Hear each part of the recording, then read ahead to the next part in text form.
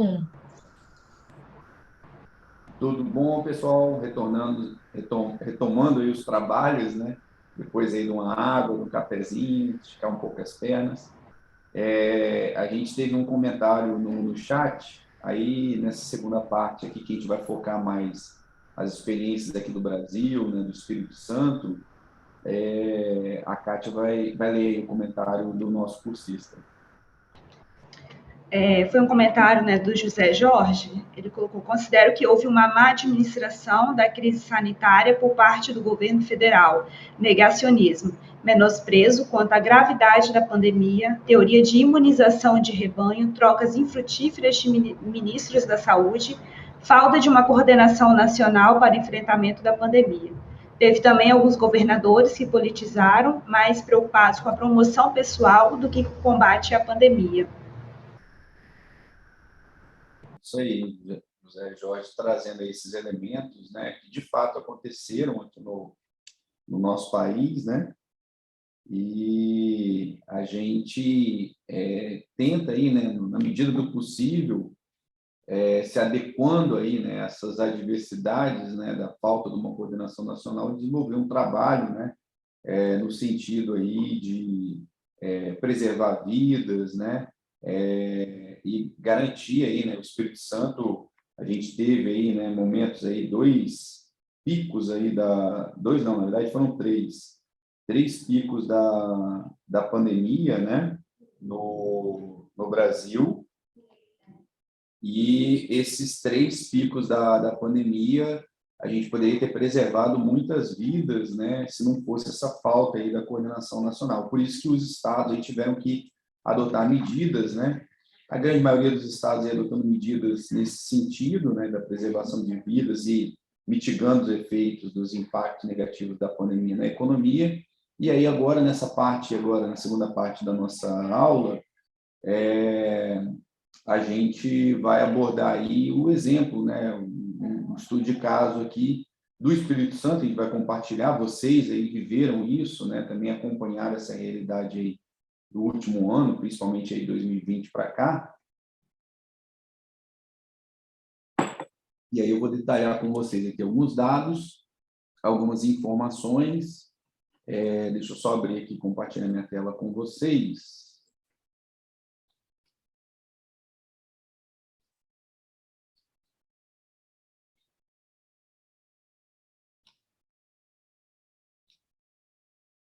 Só um minuto, hein?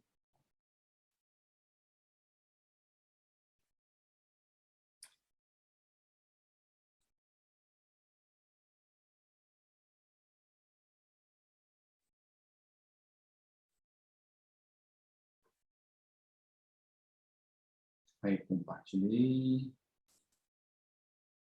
Foi.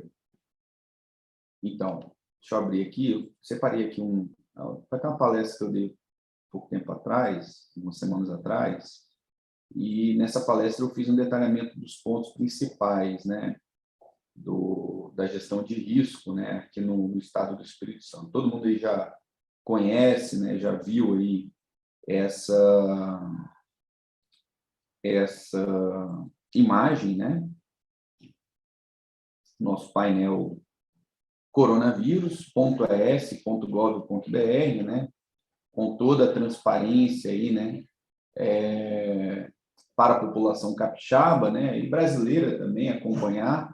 Esses dados aqui são de 2 ou 3 semanas atrás. Depois vou abrir o painel também coronavírus para vocês, para a gente entender um pouco, né, compreender um pouco da dinâmica da pandemia aqui no estado do Espírito Santo. E o Espírito Santo norteou suas ações aí, né, de gestão de risco da pandemia, com base na cientificidade, inovação e gestão tecnológica, né, e a transparência também. O Espírito Santo aí nessa gestão da informação, tecnologia, conhecimento, né, focou isso daí no planejamento e na tomada de decisão sobre a pandemia, tá? E aí eu vou passar para vocês a nossa perspectiva daqui do Instituto Jones, logo quando começaram a ser registrados os primeiros casos aqui no estado, lá no mês de março, né, a primeira fase de expansão. desde dos primeiros casos lá na China também, né? Aqui no estado do Espírito Santo, a gente já viu algumas ações sendo implementadas, né? Já antevendo o problema que poderia chegar, que eram os primeiros casos aí da pandemia, né? E aí, na liderança do governador Renato Casagrande, né, toda a equipe de governo foi mobilizada. Antes mesmo de registrar os primeiros casos aqui no estado, já tinha uma estrutura da CESA, né, secretário Mésio, toda a equipe aí da saúde, a integração com os municípios também, né, já falavam aí desse risco, né, da pandemia se estabelecer aqui no estado do Espírito Santo. E aí, quando acontecem os primeiros casos, né, o governador destaca aí, né, a importância de a gente ter um tratamento dessas informações de maneira transparente, né, para informar a população da gravidade do momento que a gente vivia, já com os primeiros casos aqui no estado do Espírito Santo. E aí, em tempo recorde, as equipes da Prodeste, do Instituto Jones, da Secretaria de Saúde, do Corpo de Bombeiros, né, e outras secretarias, né, Secretaria de Planejamento também, se mobilizaram para montar esses painéis com informações dinâmicas, bem a exemplo do que tem lá, né, que a gente viu da Universidade Johns Hopkins, da Universidade de Oxford, que eu mostrei os painéis para vocês agora aí, né? Então, a equipe aqui do Instituto virou noite, né, junto com a equipe da Prodeste, CESA também. E em 4 dias, foi colocado no ar, né, uma primeira versão desse painel que vocês estão vendo aí. A gente utilizou a tecnologia do Power BI, né, e aí desenvolvemos um painel, não era tão bonitinho igual a esse, né, mas era um painel aí, foi um painel, e tiveram outros painéis que foram desenvolvidos e foram utilizados aí na sala de situação. Na sala de situação, a sala de situação é presidida aí, né, pelo governador, coordenada pelo governador, e envolve várias secretarias, né, no monitoramento e na tomada de decisão, com base em informações, né, com base em evidências científicas, né. Então, esses primeiros painéis serviram aí para o planejamento da sala de situação e do Centro de Comando e Controle, o CCC, que foi criado também nessa primeira fase de expansão da pandemia aqui no estado do Espírito Santo, tá? Então, a informação e os dados, a cientificidade, foram os norteadores desde o início da pandemia aqui no Espírito Santo, né? Então, o governador, com esse foco dele, esse olhar científico para as políticas públicas, ele exigiu uma mobilização de toda a equipe para poder entregar essas informações no tempo adequado. Em 4 dias, esse painel aí, não era esse modelo bonitinho que está aqui, mas uma versão beta dele já estava disponível, e aí depois a gente conseguiu fazer a entrega do painel público também, que traz essas informações aí para vocês, né? Uma outra ferramenta muito importante de gestão de risco aqui no estado, o Espírito Santo foi pioneiro nessa ferramenta, né, que teve a coordenação dos bombeiros militares, né, na figura do comandante-coronel Cerqueira, né, que foi o desenvolvimento do mapa e da matriz de risco, né. Hoje o nosso mapa aí está mais verdinho, né, mas teve períodos aí que a gente viveu aí todo o estado, né, em risco alto, né, ou risco grave, né, da pandemia, né, risco extremo da pandemia. O risco extremo a gente viveu aqui, no período aí, no terceiro pico, né, de expansão da pandemia. Depois eu vou detalhar um pouco essas informações para vocês. Mas eu quero falar da importância, né, desse painel para gestão, para o planejamento, e dessas ferramentas, né, como o mapa e a matriz de risco, que utilizavam as informações justamente desses painéis, que trazem informações aí para os 78 municípios do estado do Espírito Santo, tá? Então, em termos de estratégia de gestão de risco da pandemia, né, o Espírito Santo é um modelo para o Brasil, né? Aqui foi criado a sala de situação, né? Mesmo antes dos primeiros casos serem registrados aqui no estado, o Centro de Comando e Controle, o CCC, que aí o governador também acompanhou nos primeiros meses, né?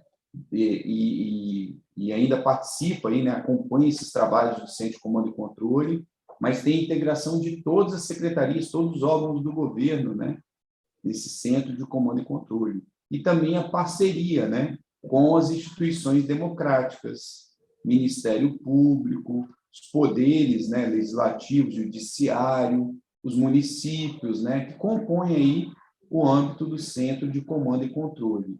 Tem uma documentação que está no site que eu vou mostrar para vocês, que dá para vocês acessarem um pouco dessa história que eu estou contando aqui para vocês, tá?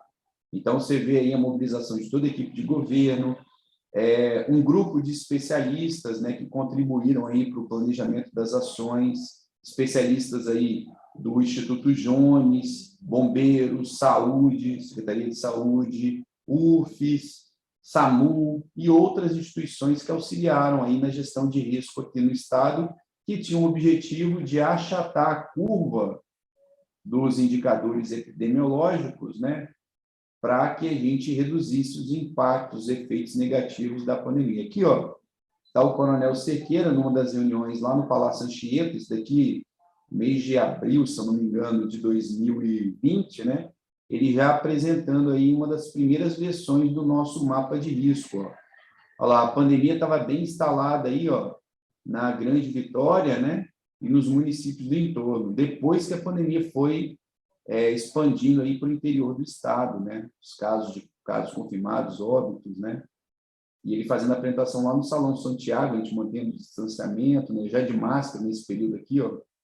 Aqui, eu estava aqui nessa reunião aqui, tá a vice-governadora, né? Secretários, especialistas aí participando dessas reuniões aí já de estruturação, de gestão de risco da pandemia, tá?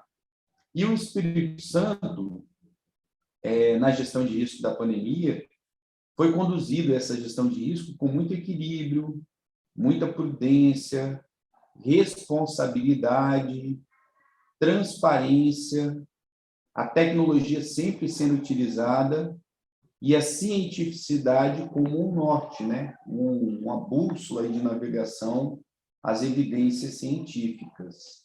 Então, as estratégias que foram colocadas aqui, né, que possibilitaram o Espírito Santo superar essas 3 fases de expansão da pandemia, né, sem colapsar, tá? Nessa primeira fase aqui, ó, lá em abril, março, né, vale a gente lembrar que a gente tinha menos de 100 leitos para tratamento de COVID, né, UTI COVID. Foi expandido, né? Não sei se vocês lembram aí, né? Vocês lembram, provavelmente, aí a corrida para comprar respiradores, né? A crise aí, né, que a gente viveu também nesse período, a falta de insumos, né? Máscaras nesse período aqui, ó, do ano passado, julho, né? Álcool em gel. Eu lembro de ter comprado álcool em gel para usar em casa, né? O álcool gel chegou a R$30, R$40 vendido, né? Tinha limitação de compra, né, de álcool em gel também em supermercados, né? Então, foi um período bem difícil esse daqui, né? E a gente conseguiu expandir o sistema de saúde, evitando o colapso, né, desse período aqui. Evitando de acontecer aqui no estado o que aconteceu lá em Manaus, né? Estava acontecendo há pouco tempo atrás em Mato Grosso do Sul, Santa Catarina, né? Então, o Espírito Santo passou por 3 picos da pandemia sem colapsar o sistema de saúde. Isso é muito importante aí registrar, né? Então, as estratégias. A primeira estratégia aí, né? A gestão de risco da pandemia aqui no estado, todo o tempo contou com planejamento, tomada de decisão com base em evidências científicas, né? O Espírito Santo também adotou um pioneirismo, né? Foi pioneiro aí na aplicação, na construção, desenvolvimento e aplicação da matriz do mapa de risco. Também a expansão dos leitos, né? A gente teve uma expansão, como eu comentei, né? Em abril de 2020, a gente tinha 170, 160 leitos de UTI COVID aqui no estado. Um ano depois, abril de 2021, a gente teve um aumento de 527% no número de leitos de UTI aqui no estado. Então, essa estratégia foi muito importante para a gente não colapsar o sistema de saúde, tá? E vale a gente destacar, hoje a gente está com mais de 2.190 leitos de Covid, né? UTI e enfermaria, né? E o Espírito Santo desenvolveu aí de forma assertiva, né, a estratégia de investir no sistema, na ampliação da capacidade de atendimento do sistema próprio de saúde, né?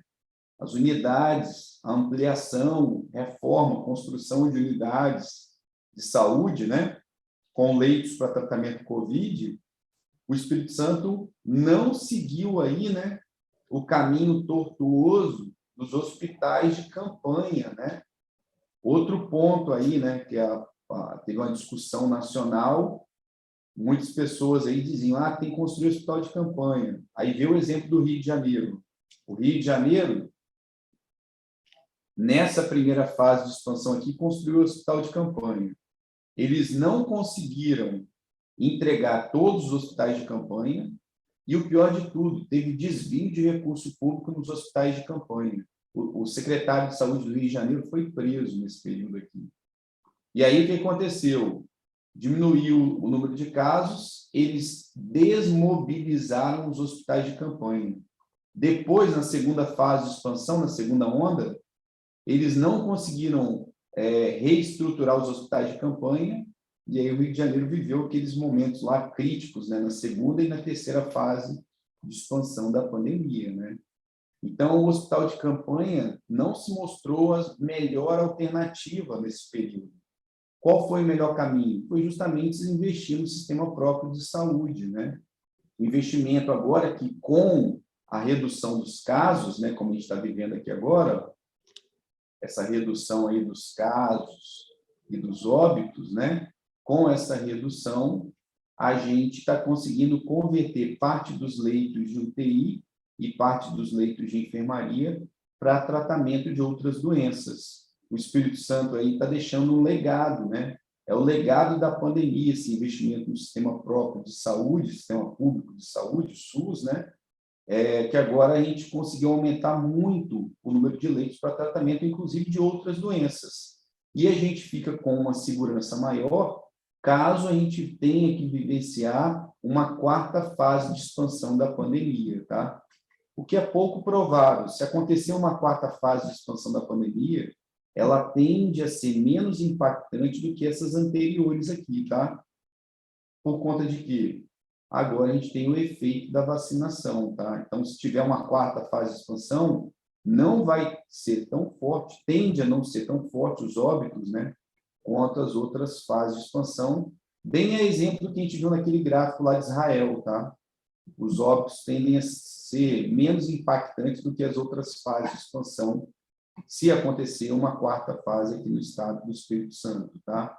E se acontecer, a gente tem recurso aí, ó, o investimento é um investimento que fica, né, na expansão da rede pública de saúde, tá? Eu vou falar mais um pouco sobre isso mais à frente, mas eu quero destacar aqui, ó, um outro ponto relevante, quando eu falava da matriz e do mapa de risco, né?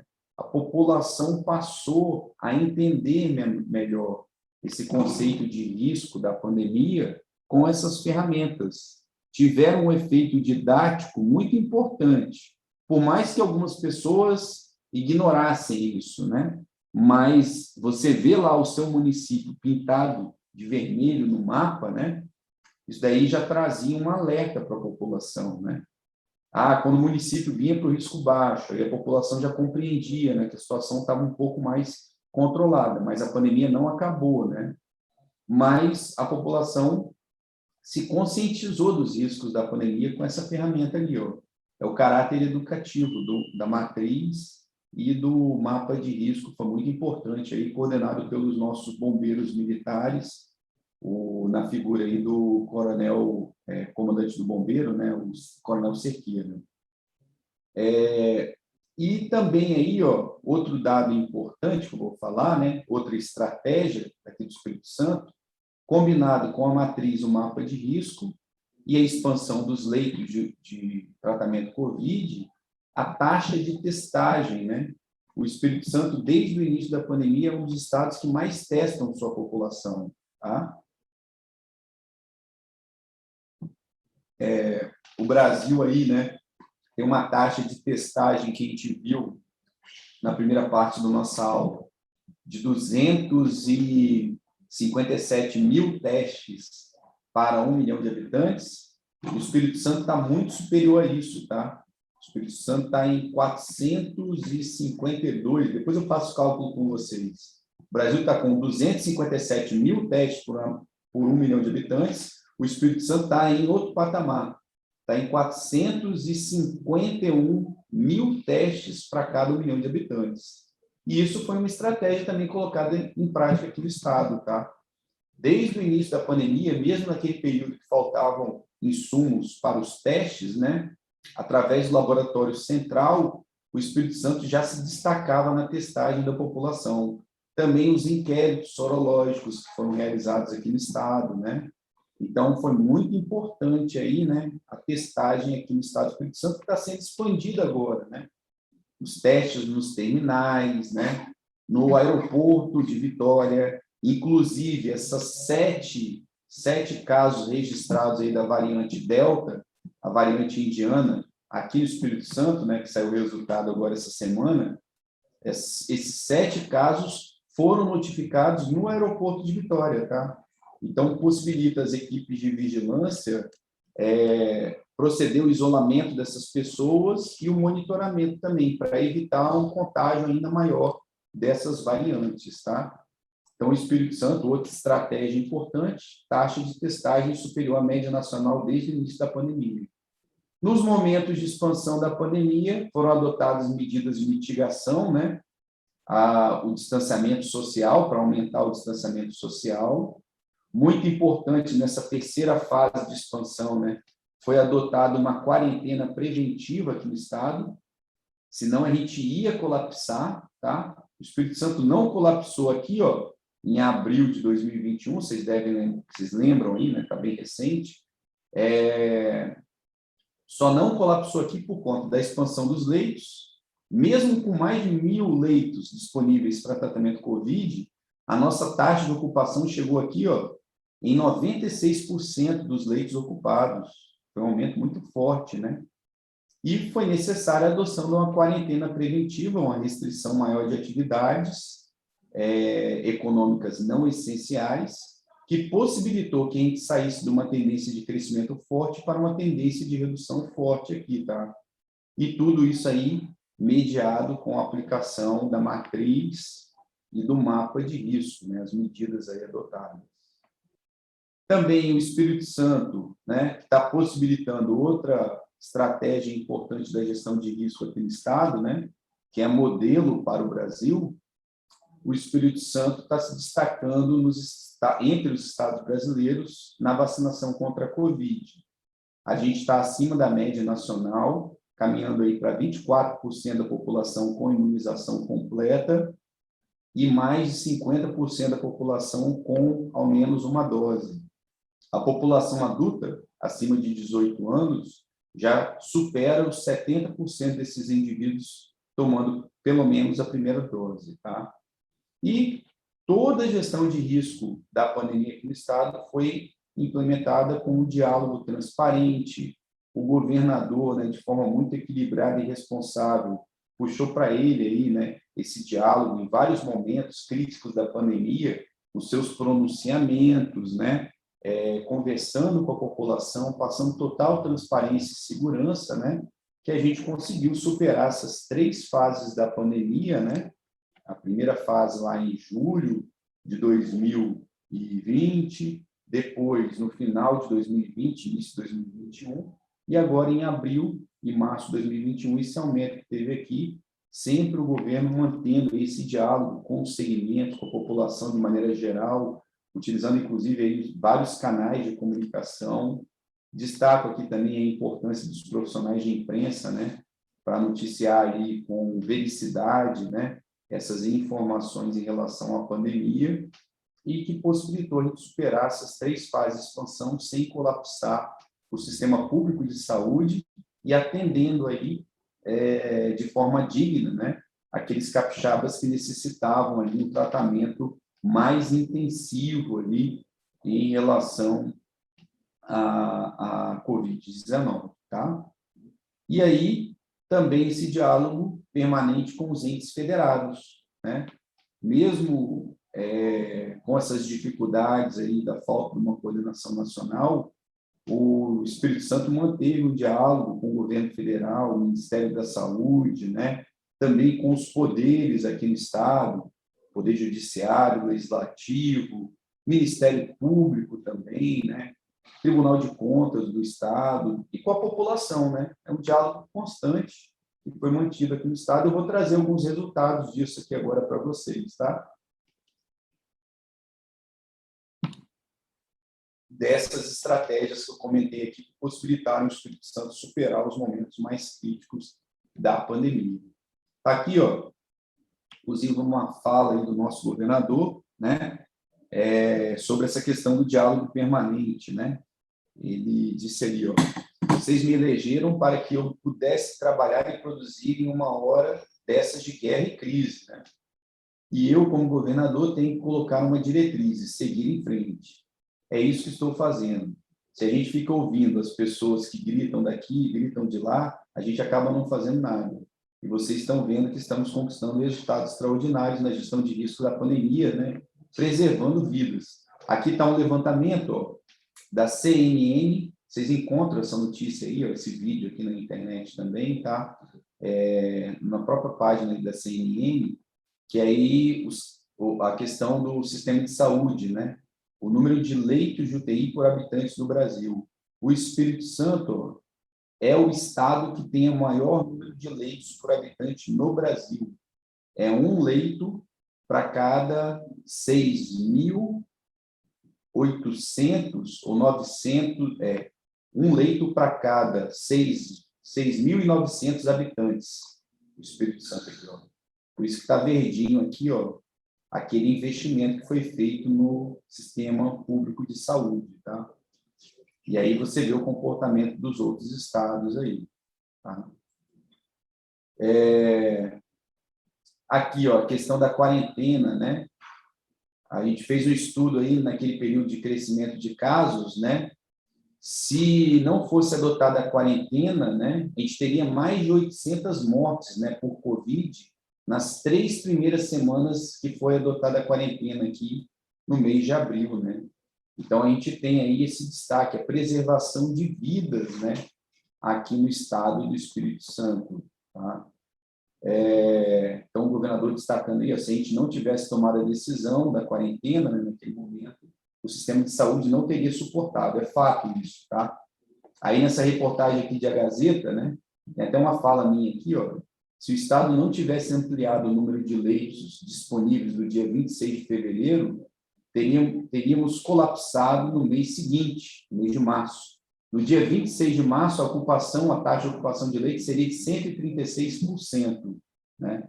Esse é um indicador aí, mais um indicador aí que a gente demonstra, né, a importância aí das medidas adotadas na gestão de risco aqui da pandemia no estado do Espírito Santo, tá? Eu só quero mostrar aqui mais alguns slides, antes da gente ir para o portal aí da Covid-19, né?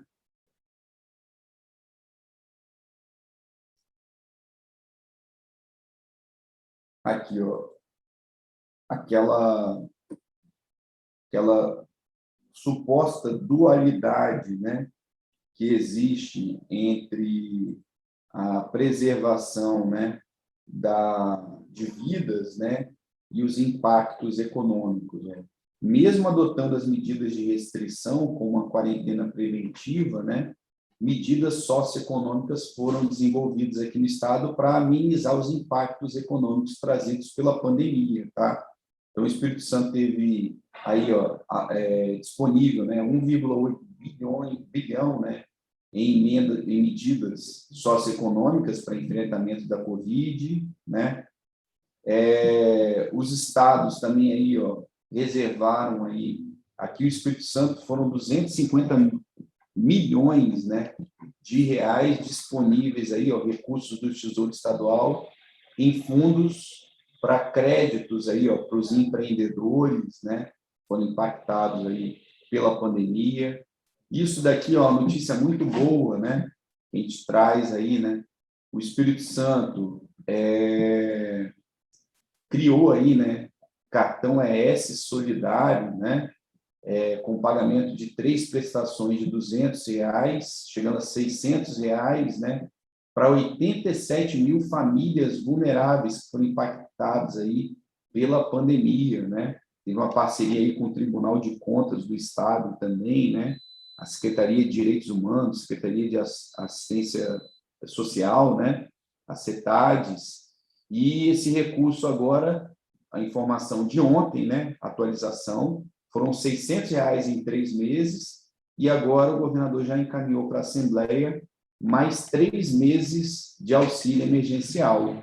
O Espírito Santo tem condições de fazer isso sem desequilibrar as suas finanças, né? O Espírito Santo é um estado organizado, há mais de 10 anos aí mantém nota A, né, no índice de capacidade de pagamento, né, da Secretaria do Tesouro Nacional, demonstrando o equilíbrio das contas públicas, né, aqui do Espírito Santo. Então, a gente conseguiu preservar vidas, está conseguindo preservar vidas da pandemia e também garantir aí, né, medidas, principalmente para aqueles mais impactados com a pandemia, né, essas 87 mil famílias beneficiadas aí, com o recurso do ES Solidário, que se soma ao auxílio emergencial aí do governo federal, né? O auxílio emergencial no ano passado foi importante para essas famílias vulneráveis, né? Foi descontinuado, né, no final do ano passado e foi retomado agora no mês de abril, mês de maio, e junto com esse auxílio aí dos estados, né, aqui no caso o ES Solidário, e dos municípios, né, a gente tem vários municípios aqui do estado que também estão fornecendo esse auxílio aí nos municípios, né, isso daí melhora, né, a situação aí crítica que as famílias em vulnerabilidade socioeconômica enfrentam aí, né, foi agravada aí pela pandemia. Então, só aqui no estado são 87 mil famílias beneficiadas pelo ES Solidário e somado aí também as famílias que estão sendo beneficiadas pelo auxílio emergencial e pelo auxílio dos municípios, tá? Serra é um exemplo, tá? O município de Serra, se não me engano, são R$ 1.200 até o final do ano, né, que vai ser ofertado aí para a população de Serra e outros municípios também, Vitória, Vila Velha, né, vários municípios aí adotando também essa estratégia de mitigar os impactos na gestão de risco da pandemia na ótica econômica também, tá? Então, é importante a gente fazer esse registro aqui, tá? O modelo de gestão de risco da pandemia, né, daqui do estado, coloca o Espírito Santo como um estado luz para o Brasil, né? É um estado de referência, e isso orgulha muito a gente aí, né?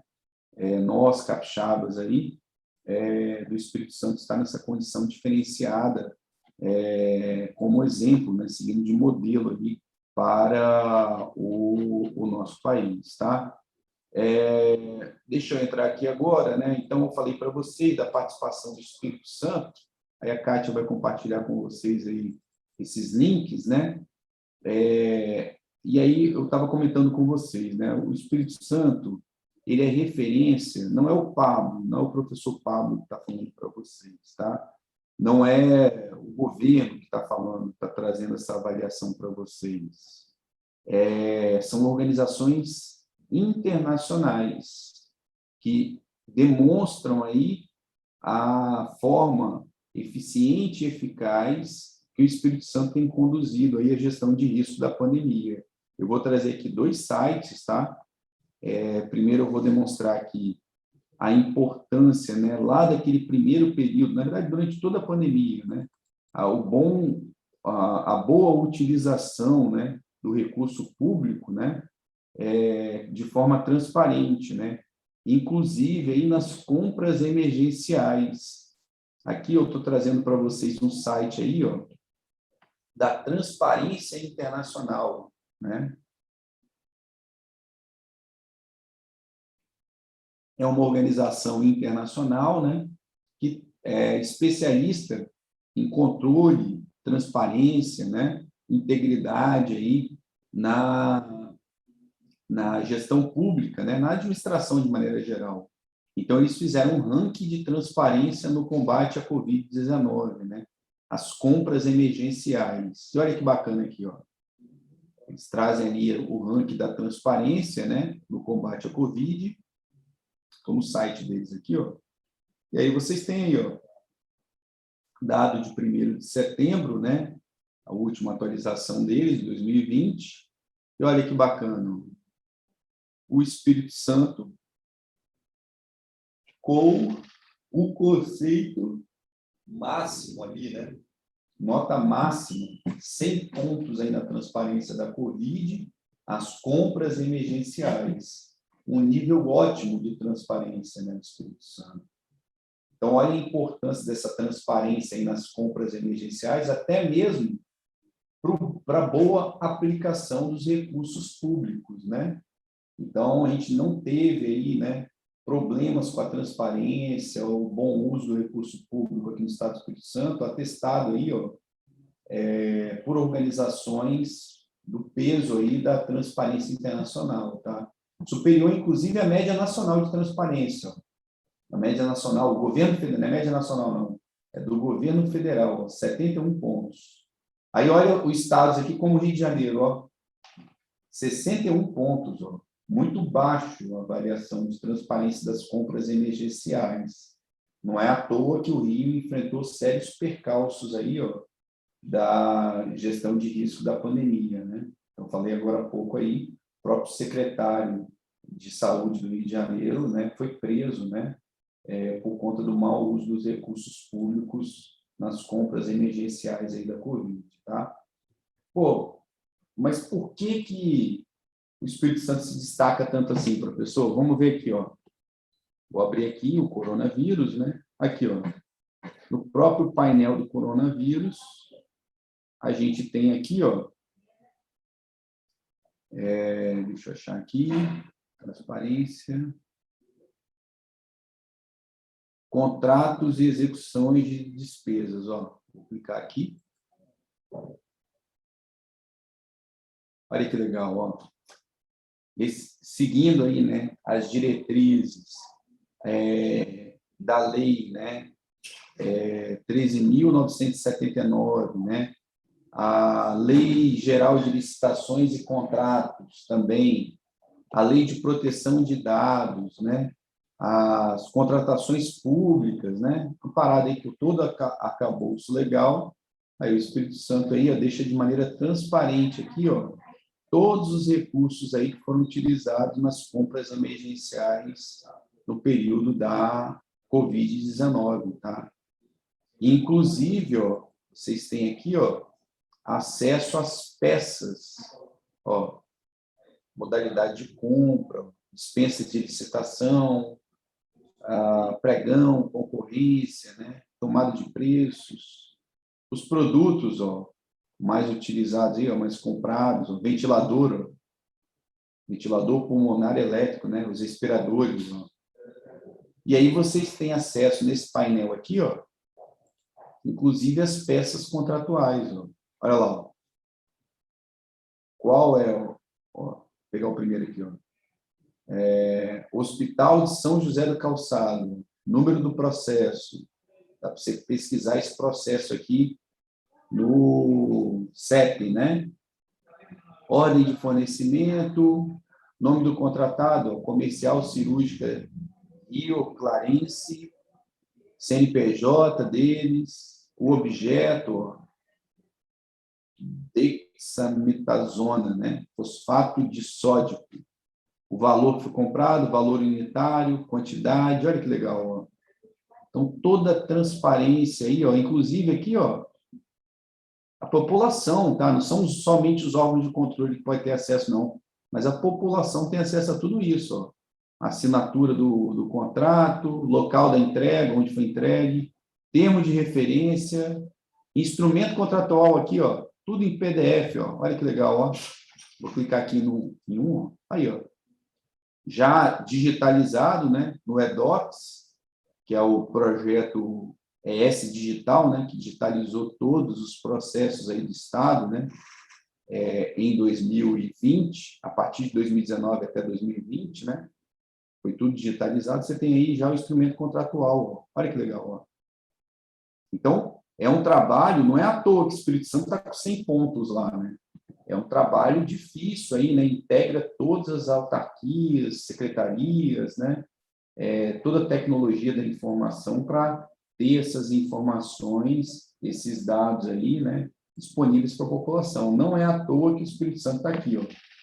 E aí tem o trabalho também que quero destacar aqui da Seconte, né? Secretaria de Controle, liderando esse processo aí muito importante também para garantir toda a transparência das compras emergenciais. E aqui também o Espírito Santo se destacou nas estatísticas, né? Os dados abertos sobre a Covid, né? A transparência da Covid.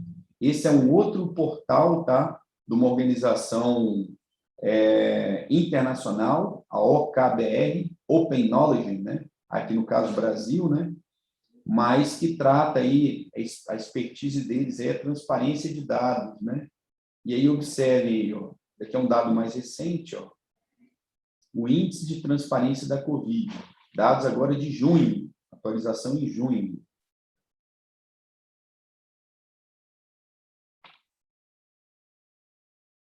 E olha, o Espírito Santo também, gente, ó, muito orgulho para nós capixabas. Nesse ranking, o Espírito Santo também é primeiro lugar na transparência das estatísticas da Covid, ó, né? 93 pontos, em primeiro lugar aqui nesse ranking, né? E aí vocês veem aí a classificação geral. O governo federal tem apenas 73 pontos, né? E vocês veem aí, ó, estados como Rio de Janeiro, quem estava falando, ó, 63 pontos também. Né? Tem estados piores ainda, né? Lá, Paraíba, ó, 52 pontos na transparência. Então, a dificuldade da população acompanhar a tomada de decisão, né? Isso daí é muito sério e é uma das premissas do governo do estado garantir toda a transparência a esses dados, né, essas informações, desde o início da pandemia, tá? Beleza? E aí a Cátia também está passando para vocês podem acompanhar, tá? São dados públicos também, tudo que eu estou apresentando aqui para vocês é público e tem total transparência, vocês podem acessar, tá? E, inclusive, ajudar, né, a difundir aí, né, dissipar essas notícias falsas aí que a gente tem aí os gabinetes de ódio, né, nos estados brasileiros, no governo federal, e a gente pode aí com essas informações desmistificar essas notícias falsas aí em relação à pandemia, essas e outras notícias falsas, tá? Então tá aí o site disponível para vocês. Não é o professor Pablo que está falando com vocês, né, que está dizendo esses dados, na verdade, são organizações internacionais atestando o bom trabalho, o modelo de gestão da pandemia implementada aqui no estado do Espírito Santo, tá? Então, ó, vamos agora para o nosso painel. Antes de ir para o painel, né, destacar, vamos lá no painel, painelcoronavírus.es.gov.br, né? Então, foi primordial, está sendo primordial para a gestão de risco da pandemia, esse painel aqui, tá? Então, aqui a gente tem um acompanhamento diário, né, de casos confirmados, o acumulado, né? 548 mil casos confirmados, 526 mil pacientes curados, 12.019 óbitos, né, aqui no estado do Espírito Santo. Aí vocês têm informações das vacinas, né? 3.795 mil vacinas, doses recebidas, doses distribuídas, 3,7 milhões de doses distribuídas, somente a primeira dose, 2 milhões de doses distribuídas aqui no estado, né? E doses aplicadas, né? Dá mais de 50% da população. E doses aplicadas, 957 mil doses aplicadas. Em breve a gente vai estar superando 1 milhão de doses aplicadas aqui, segunda dose, né, aplicada aqui no estado. Tá?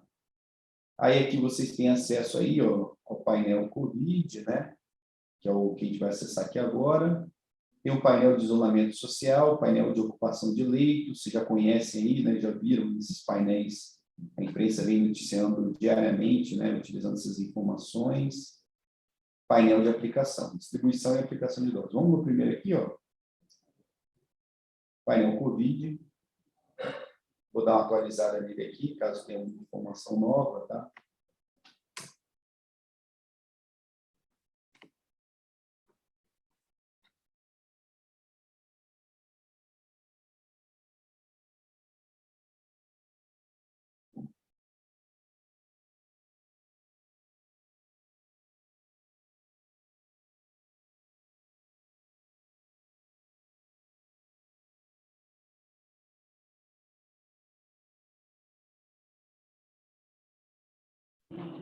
Está carregando aqui.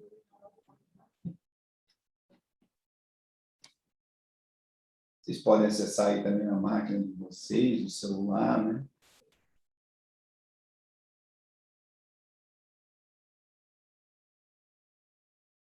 Aí, ó. Então, está aí o painel, né? Ele é atualizado aí. São 3 ou 4 atualizações durante o dia, né? Vocês conseguem ver aí.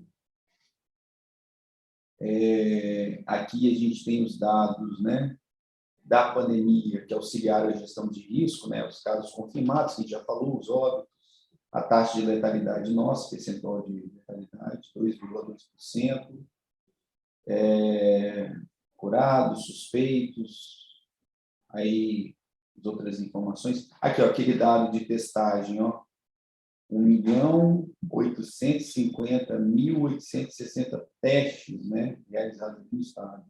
O Brasil tem uma taxa, né, de 256, 57 testes por 1 milhão de habitantes, né?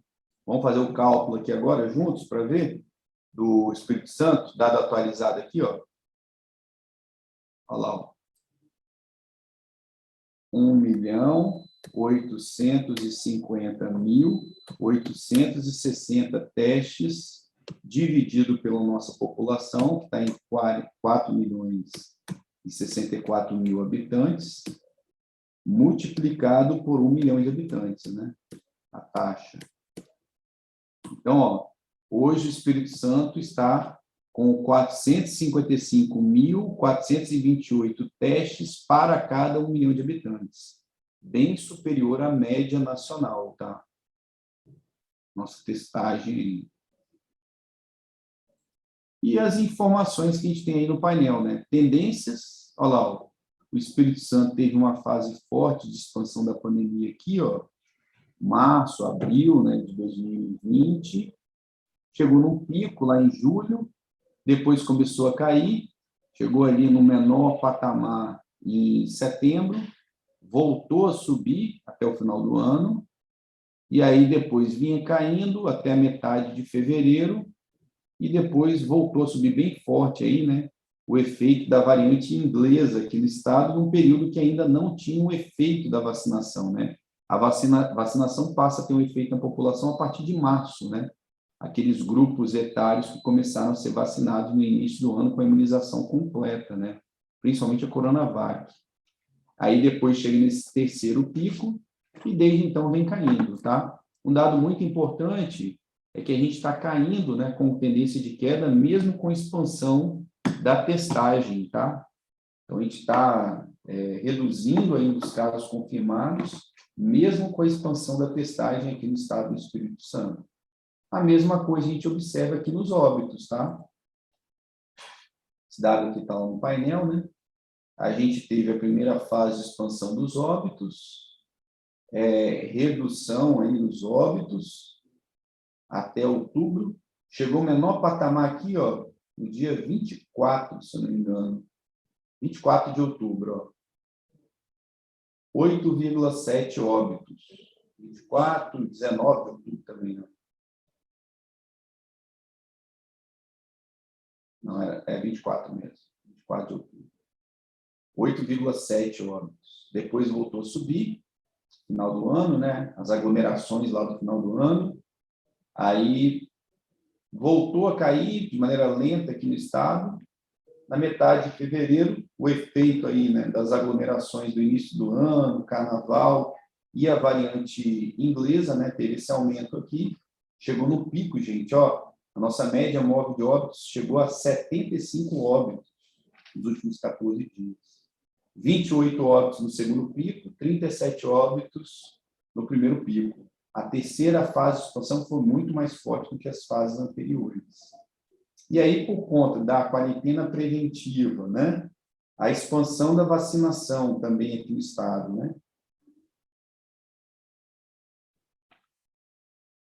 E aquelas estratégias que eu comentei com vocês, a gente conseguiu reverter essa tendência de aumento e alcançar uma tendência de redução aqui, ó, dos óbitos, casos confirmados, e hoje a nossa média móvel está em 7,4. É a menor desde o primeiro pico da pandemia aqui, ó. A nossa média móvel está menor do que aquela média móvel lá de 8,7 de outubro, tá? 8,6 ali, ó, em outubro. A tendência de redução está desacelerando, tá, a redução, mas continua reduzindo. Vai chegar um momento que esse número tende a ficar estável aqui. Pode acontecer uma quarta fase de expansão? Pode, né? Principalmente aí com o efeito das variantes. Se acontecer uma quarta fase de expansão, essa quarta fase de expansão aqui ela tende a acontecer mais para o final do ano, mas ela não vai ser, né, tende a não ser tão impactante quanto essas outras fases aqui, tá? Principalmente nos óbitos. A gente tem que observar aí para os próximos meses. Aqui, ó, olhando a distribuição do mês, ó. Vou pegar aqui semana primeiro. Semana. Casos confirmados. A gente está há 19 semanas, aqui na semana epidemiológica 12, né? A gente, desde então, vem reduzindo, né? Vem caindo, uma queda global. Ó. São 19 semanas de queda nos casos confirmados. Tá? E 17 semanas de queda nos óbitos. Desde a semana epidemiológica 14, a gente está caindo os óbitos aqui no estado. No mês, a gente teve uma redução superior a 50% aqui, ó, de abril para maio. O mês de abril foi o mês mais mortal aí, né, da pandemia, no Brasil e no Espírito Santo, né? 2.041 óbitos aqui no estado. Aí depois caiu aí 40%, e agora teve uma outra queda aí de 40% de junho para julho, né? Vamos ver aqui quanto que ficou. 350 em julho, né? Óbitos. É um número alto ainda, tá? Mas demonstra que a gente continua reduzindo. 593 em junho, né?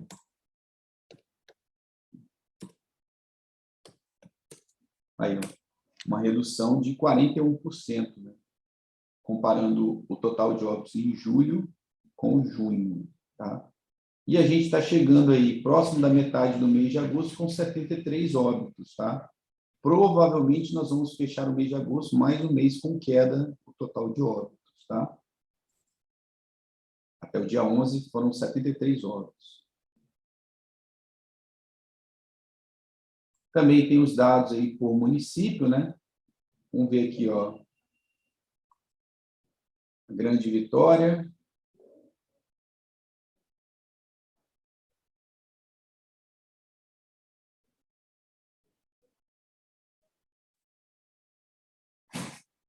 Ó, Grande Vitória continua a redução, um pouco mais lenta, tá? Na média móvel de óbitos. E o interior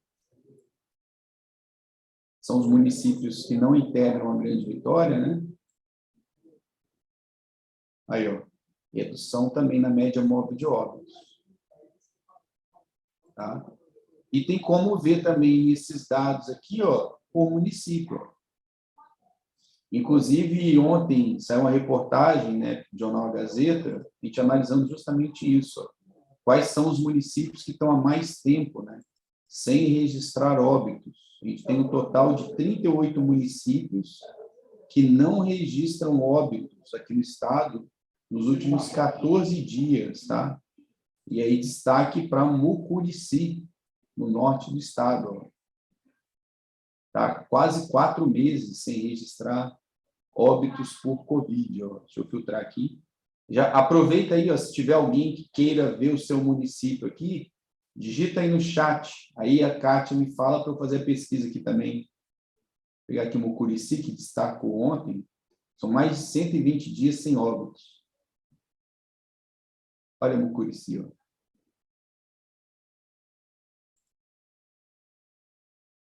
Olha lá, ó.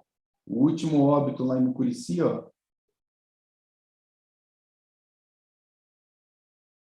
Aconteceu em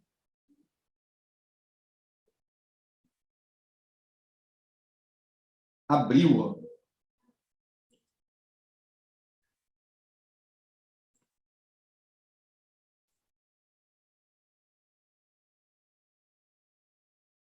Não está dando a data aqui, mas foi em abril. Ó, março, Depois pesquisa Montanha. Montanha. José Jorge sugeriu Montanha. Beleza, José. Aqui, ó. Mucurici foi dia 28 de março, penúltimo óbito. O último óbito foi aqui, ó, mês de abril. Dia 6 de abril, ó. Desde 6 de abril não morre ninguém em Mucurici. Mucurici tem uma população de 5 mil habitantes, né? Então, esse é o comportamento da pandemia lá em Mucurici. Todos os municípios, né, do estado estão aí mapeados, né? Inclusive tem aqui, ó, vamos ver os óbitos lá de Mucurici, ó.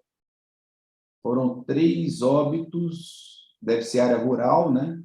Não está aqui discriminado o bairro, e 2 óbitos em Alto Bonito, localidade lá de Mucurici. E no centro também 2 óbitos. Então dá para ver até os bairros aqui, né?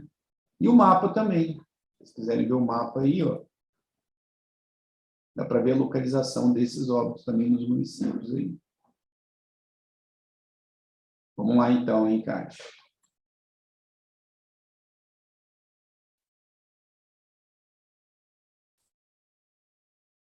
Montanha. Montanha, o prefeito aí é o professor André, não é? Lá do IFES. Hein, José?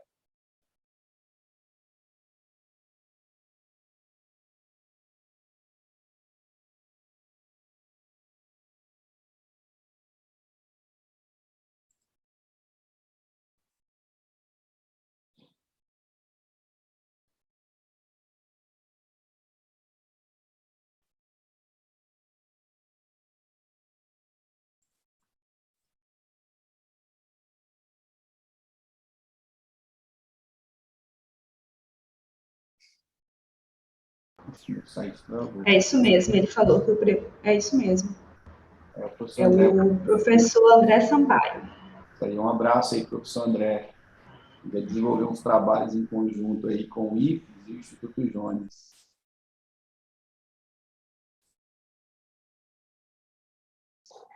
Um abraço aí a todos os servidores aí do Montanha também, população.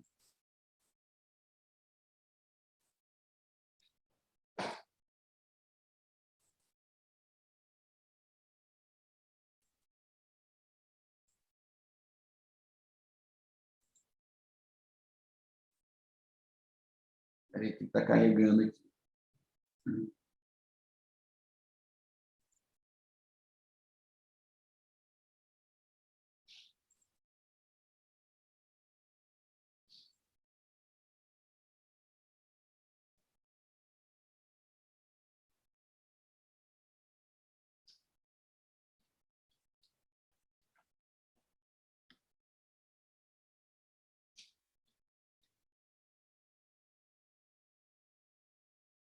Carregou a lista, eu estou procurando aqui que é melhor.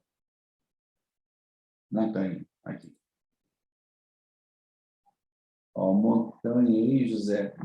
19 mil habitantes, né?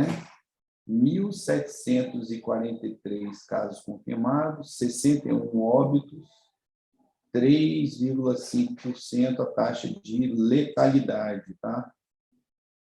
Vamos ver aqui. Aqui está o comportamento dos óbitos em Montanha, está reduzindo, ó. E o último óbito aí em Montanha foi registrado em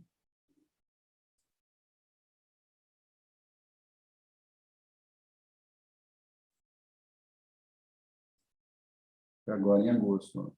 Ó, foi essa semana, ó. Dia 10/8, que segunda-feira, se não me engano. Mas estava um bom tempo sem registrar óbito, ó. O penúltimo aconteceu aqui, ó.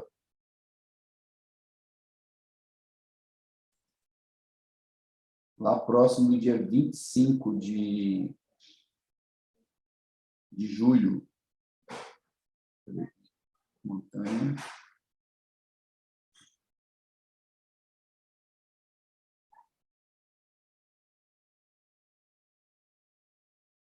É isso aí, ó. Dia 25 de julho. Ah, não, 23, ó.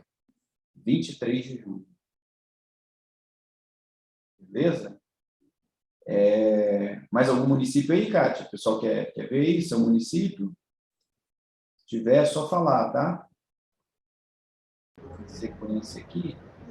Uhum. Ibatiba depois. Ibatiba? Vamos ver Ibatiba. Isso.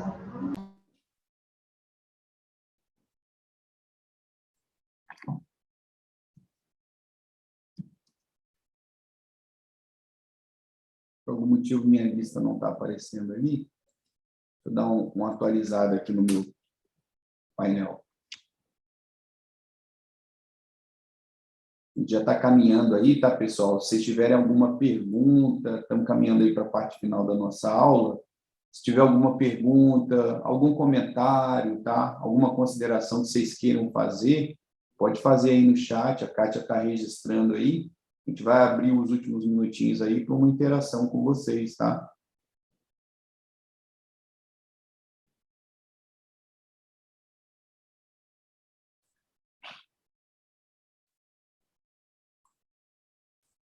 Aqui.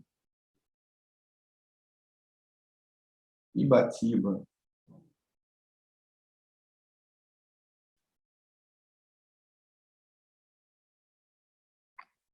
Aí vai Ibatiba. 26 mil habitantes, 3.846 casos confirmados, 89 óbitos, e a taxa de letalidade em 2,3. Vamos ver agora aqui, Ibatiba. Ó, a média móvel de óbitos, né, os óbitos aí nos dias, registrou um óbito aqui, ó. A média móvel está em 0,21, né?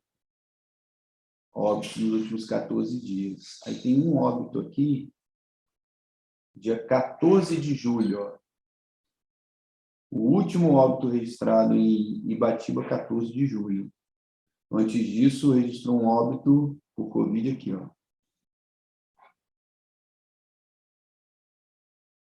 Dia 4 de julho.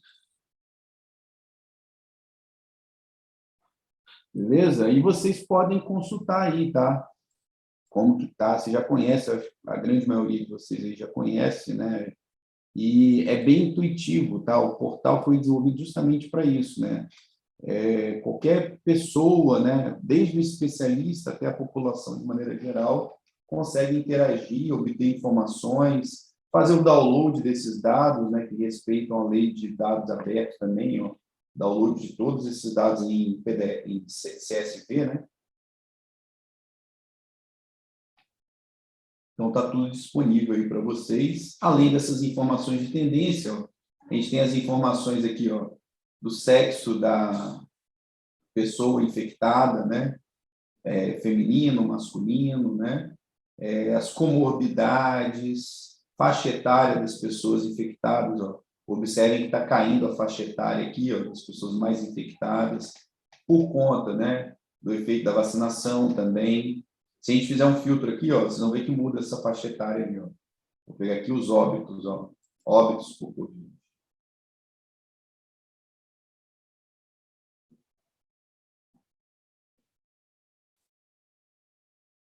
Óbitos por Covid, ó. Aí já sobe um pouquinho.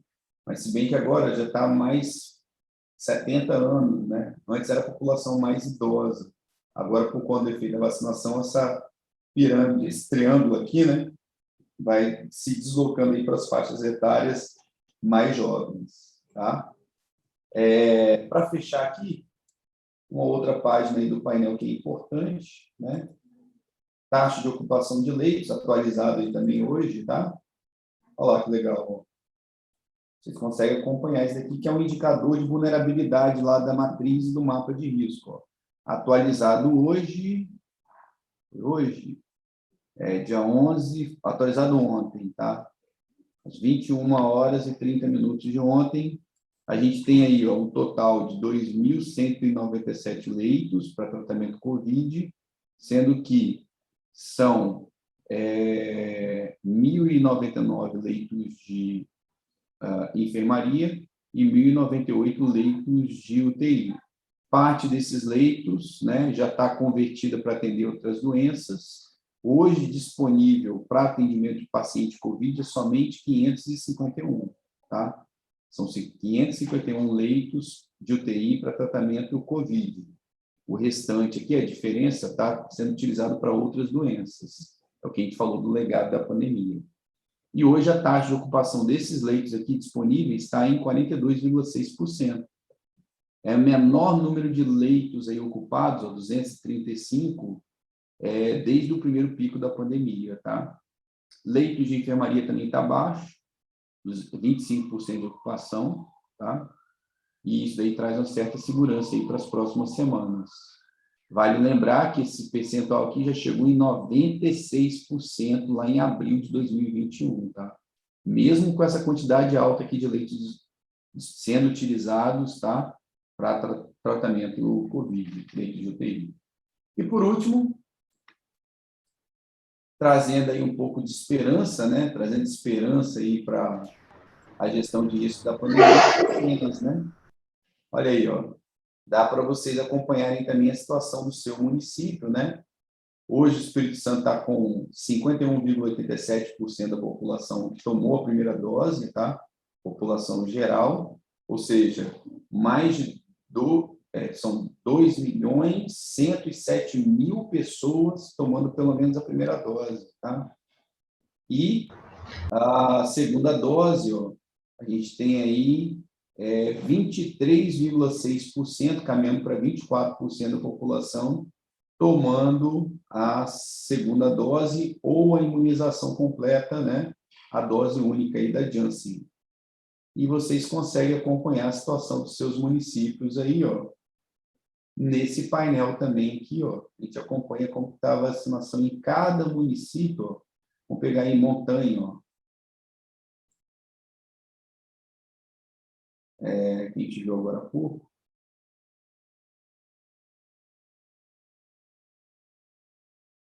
Moço do Sul, Venda Nova, Montanha. Ó.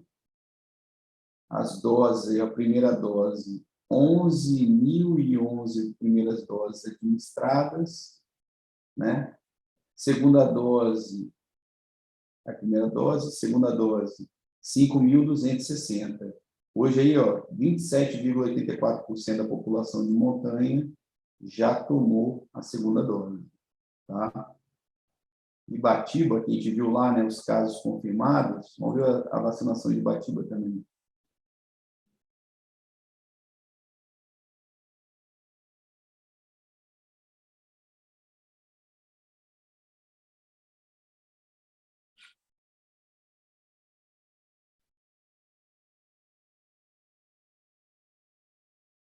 Tirama, vai estar para cima.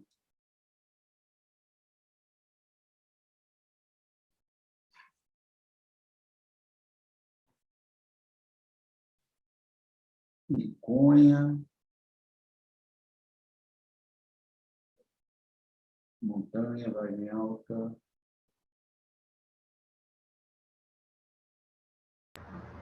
Passou agora, eu acho, professor.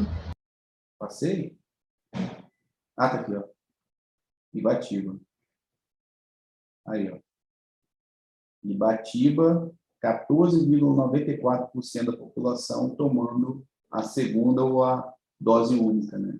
Então, dá 9.674 pessoas da população de Ibatiba tomando a primeira dose, 3.948 tomando a segunda dose ou a dose única. Beleza? Com toda a transparência aí para vocês também, essas informações, vocês já conhecem aí, né? Mas podem consultar, né? Difundir isso aqui, é muito importante a gente divulgar essas informações, esses painéis, para a gente estar utilizando, né? E utilizando essas informações para auxiliar uma gestão de risco mais eficiente, mais eficaz da pandemia, tá? Essa experiência do Estado do Espírito Santo e que a gente tem aí a grata satisfação, né, de dizer aí com muito orgulho, né, que o Espírito Santo, adotando toda essa transparência, toda essa cientificidade, né, o rigor técnico, né, a tecnologia também, né, e todo o comprometimento em preservar vidas e mitigar os efeitos da pandemia, né, a gente pode dizer que o Espírito Santo é hoje, né, um estado luz para o Brasil, não somente aí a questão da pandemia, mas em outras áreas também o Espírito Santo está sendo uma referência, um modelo para o Brasil, tá? Então, a gente finaliza aí essa parte aí da gestão de risco da pandemia, né? Nossa fala aí, nossa parte expositiva, deixa os contatos aí, ó. Professor Pablo, a gente só tem uma pergunta que chegou aqui da Ângela. Acho que quando você estava falando da questão da transferência de Covid antes da vacina, você poderia só repetir. Ela colocou, e nessa transferência Covid, acho que ela está se referindo a antes, os leitos, talvez. Antes, a Ângela. E nessa transferência Covid, acho que você poderia repetir aquilo que você falou da questão dos leitos. Acho que ela quis se referir a isso, quando ela enviou a pergunta. Você estava falando sobre isso. Por aqui. Essa parte aqui, cara. Isso. Tá. Transferência dos leitos, né? Isso, exatamente. Então, esses leitos aqui, ó, são os leitos hoje disponíveis, né, para atendimento de paciente COVID, UTI e aqui enfermaria, né? Então, a gente tem aí, ó, do total a gente tem, com a expansão que a gente alcançou, a gente tem um total de leitos aí, ó, que foram criados, expandidos, de 1.098. É a capacidade de leitos de UTI que a gente tem. Só que hoje, disponível para tratamento COVID, a gente tem 551. Ou seja, 551 para tratamento COVID, leito de UTI. 547 estão sendo utilizados para tratamento de outras enfermidades, já aqui no estado do Espírito Santo, né? Então, uma transferência aí desses leitos, né, para atender outras doenças, que hoje o Espírito Santo tem condições de fazer isso. Por conta de quê? A gente está com tendência de redução de casos, diminuição da pressão do sistema público de saúde, né, do sistema privado também. Então, por conta disso, hoje a gente consegue transferir parte desses recursos, né, do sistema de saúde, né, capacidade de atendimento, para outras enfermidades. Ok? Era isso aí, Ângela?